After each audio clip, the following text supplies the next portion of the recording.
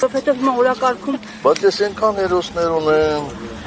ուրիշ Պարոն Սարգսյան, քաղաքական ուժերն ասում են, որ եկեղեցու դեմ այս պայքարը նաև մեր ինքնության դեմ պայքար է։ Ինչ եք կարծում, քաղաքական ընդդիմադիր ուժերը չպետք է հակապետական ընթացքի դեմ կանգնեն, թե լուր պետք է հետևեն։ Ամենայն դեպս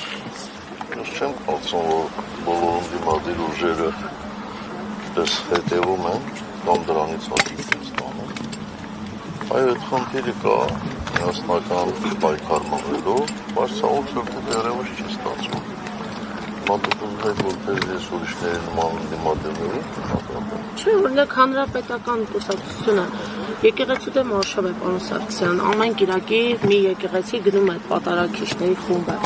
Կարող է ձեր երիթևը, չգիտեմ, հանրապետականները գնալ, որպեսզի պաշտպանություն եկեղեցու, թեկուզ հնչեցնել կաթողիկոսյանուն, ինչպես մեկ-երկու երիտասարդներ են անում։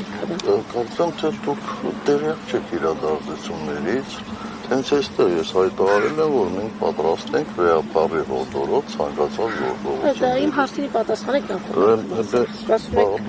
Ուրեմն լավ չեք լսել։ Ասել ենք, մենք սպասում ենք հորդորի, մենք ինքնագլուխ եկեղեցու հետ կապված որևէ գործողություն չենք անելու։ Իսկ 3-4 առաջ, դրանից 4 օր առաջ, եթե դուք չեք նկատել հատկապես ձեռնշատ մեր երիտասարդական կառույցի գործողությունները, ապա ցավոք սրտի երևի մենք ենք մեղավոր, որ չենք ռեկլամում մեր գործողությունները։ Պարոն նախագահ, հիմա էլ Ադրբեջանից ասում են Հայաստան ԵՄ փաստաթուղթն է խանգարում խաղաղության գործընթացին, հետո էլ ինչ պիտի խանգարի, ասում են այդ փաստաթուղթը նշվում